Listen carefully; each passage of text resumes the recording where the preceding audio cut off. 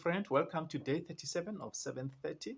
Today we're reading the rest of chapter 43 of Genesis and also Genesis 44, but only the first 10 verses. From the New Living Translation, it reads, "Why are you so cruel to me?" Jacob mourned. "Why did you tell me to tell him you had another brother?" 7. The man kept asking us questions about the family, they replied. He asked, "Is your father still alive? Do you have another brother?" So we answered these questions. How could we know? He would say, "Bring your brother down here." 8. Judah said to his father, "Send the boy with me, and we will be in our way. Otherwise, we will all die of starvation. And not only we, but you and our little ones." 9. I personally guarantee his safety. You may hold me responsible if I don't bring him back to you. Then let me hear the blame. Let me bear the blame forever. 10. If we hadn't wasted all this time, we could have gone and returned twice by now. 11. So their father, Jacob, finally said to them, "If it can't be avoided, then at least do this. Pack your bags with the best products of this land, take them down to the man as gifts: balm, honey, gum, aromatic resin, uh, pistachio nuts, and almonds. 12. Also take double the money that was put back in your sack, and it was probably someone's mistake. 13. Then take your brother and go back to the man. 14. May God Almighty give you mercy as you go before the man, so that he will release Simeon and let Benjamin return. But if I must lose my children, so be it. 15. So the man packed Jacob's gifts and doubled the money and headed off with Benjamin. They finally arrived in Egypt and presented themselves to Joseph. 16. When Joseph saw Benjamin with them, he said to the manager of his household, "This man will eat with me soon, or this noon. Take them inside the palace. Then go slaughter an animal and prepare a big feast." 17. So the man did as Joseph told him and took them into Joseph's palace. 18. The brothers were terrified when they saw they were being taken into Joseph's house. "It's because of the money someone put in our sacks last time we were here," they said. "He plans to pretend that we stole it.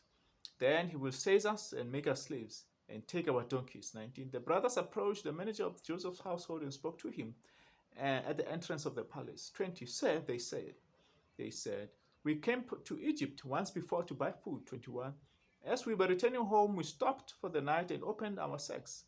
Then we discovered that the man's money, the exact amount paid, was in the top of his sack. Here it is. We have brought it back with us." 22. "We also have additional money to buy more food. We have no idea who put our money in our sacks." 23. "Relax, don't be afraid," the household manager told him. "Your God, the God of your father, must have put this treasure into your sacks. I know I received your payment." Then he released Simeon and brought him to them. 24. The manager then led the men, into Jacob's palace.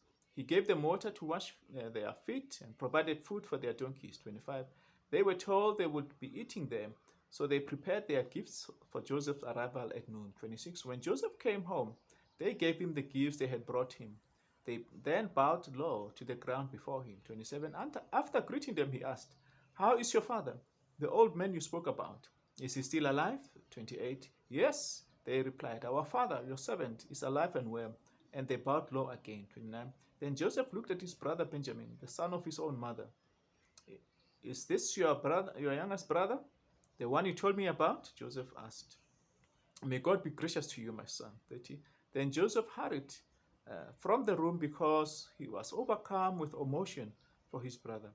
He went into his private room where he broke down and wept. 31. After washing his face, he came back out, keeping himself under control. Then he ordered, "Bring out the food." 32. The waitress or the waiters served Joseph at his own table, and his brothers were served at a separate table. The Egyptians who ate with Joseph sat at their own table because Egyptians despised Hebrews and refused to eat with them. 33. Joseph told each of his brothers where to sit, and to their amazement, he seated them according to age, from oldest to youngest. 34. And Joseph filled their plates with food from his own table, giving Benjamin 5 times as much as he gave the others. So they feasted and drank freely with them. 44.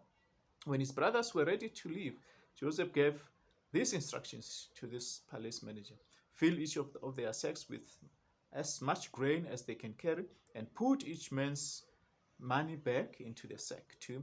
Then put my personal silver cup on top of the youngest brother's sack, along with the money for his grain. So the manager did as Joseph instructed him. 3. The brothers went up at dawn and were sent on their journey with their loaded donkeys. 4. But when they had gone only a short distance and were barely out of the city, Joseph said to his palace manager, chase after them and stop them.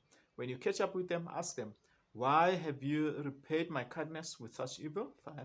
Why have you stolen my mother's silver cup, my master's silver cup, which he uses to predict the future? What a wicked thing you have done. 6. When the palace manager caught up with them, he spoke to them as he had been instructed. 7. What are you talking about? The brothers responded. We are your servants and would never do such a thing. 8. Didn't we return the money we found in the sacks? We brought it back all the way from the land of Canaan. Why would we steal silver or gold from your master's house? 9. If you find this cup with any one of us, let the men die, and all the rest of us, my lord, will be your slaves. 10. That's fair, the men replied, but only the one who stole the cup will be my slave. The rest of you may go free. So that was Genesis 24, the first 10 verses. And until tomorrow, stay blessed.